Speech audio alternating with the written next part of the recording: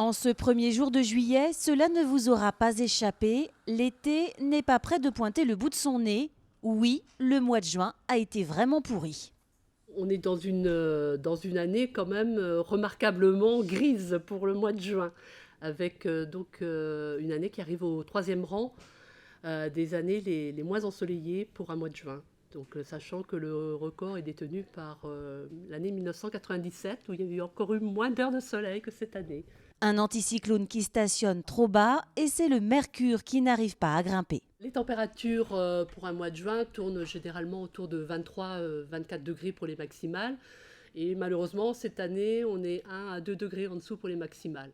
Le temps ne devrait hélas pas beaucoup s'améliorer avant au moins le 20 juillet. Les journées estivales seront donc très limitées, le climat instable.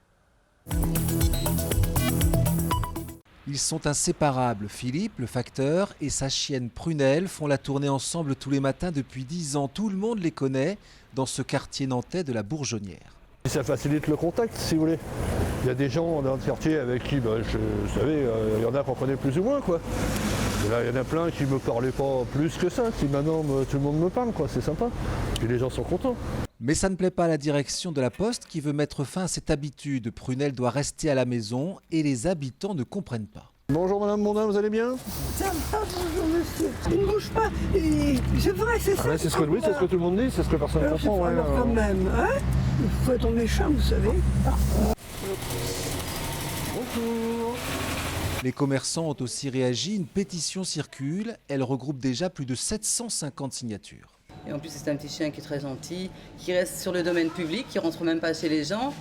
Donc, et puis, il y a des gamins qui attendent l'arrivée du facteur avec son petit chien avec impatience. Donc, ouais, les gens sont habitués à le voir dans le quartier, quoi. Le chien a aussi besoin, a l'habitude d'être à l'extérieur et de beaucoup marcher. Donc, dans un premier temps, c'est dommage pour le chien et puis dommage aussi pour Philippe qui a besoin de son chien aussi pour la tournée. Tout le monde est d'accord, Prunelle est obéissante, elle n'a jamais posé de problème ni pour la distribution du courrier, ni pour traverser la route. La direction de la Poste estime pour sa part que sa présence est incompatible avec la mission du facteur. Si c'était la sécurité, des trucs comme ça, ça fait 10 ans qu'elle vient, donc ça ne change rien.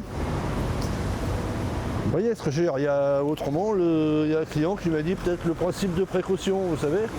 Si des fois il y avait quelque chose, ça serait embêtant. Mais Philippe est convoqué lundi matin par sa direction, que nous avons contacté et qui ne souhaite faire aucun commentaire. Le HBC Nantes connaît depuis ce vendredi midi ses futurs adversaires en Ligue des Champions. Pour sa première participation à la plus prestigieuse des compétitions européennes, le H se retrouve dans le groupe D, avec les Danois de Holstebro, les Turcs du Beşiktaş, les Roumains du Dynamo de Bucarest, une formation issue d'un tour préliminaire, et les Ukrainiens du Motor Zaporozhye. C'est d'ailleurs en Ukraine que les hommes de Thierry Henty débuteront ces phases de poule le 25 septembre prochain. Le premier match à domicile aura lieu le 2 octobre face au Beşiktaş Mogaz, une phase de poule qui se clôturera le 12 février 2017. Les amateurs de foot ont rendez-vous dimanche soir au hall XXL à la Beaujoire. La ville de Nantes organise la retransmission sur écran géant du quart de finale France-Islande. État d'urgence oblige, les spectateurs seront tous fouillés avant d'entrer sur site. Les portes ouvriront à 19 h, le coup d'envoi sera donné 2 heures plus tard. Dans une ambiance forcément moins estivale qu'il y a 2 ans, place de la Petite Hollande pour la Coupe du Monde.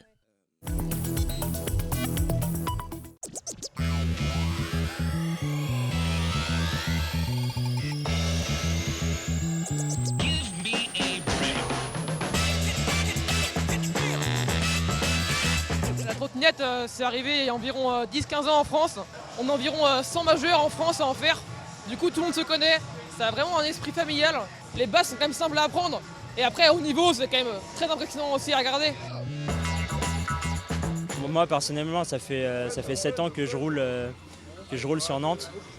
Et du coup, on est tout un groupe de potes et tout ça. On a un sponsor maintenant.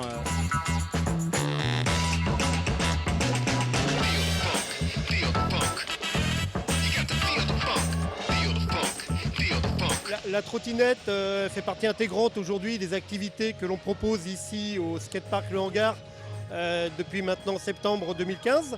C'est 400 adhérents qui pratiquent et qui viennent régulièrement sur l'équipement, sur 4000 pratiquants en général.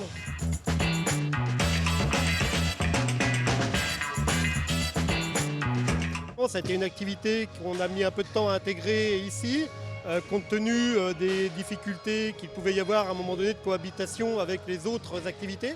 Parce qu'il y a encore 5 ans, il n'y avait pas beaucoup de monde de très âgés, du coup il y avait beaucoup d'enfants.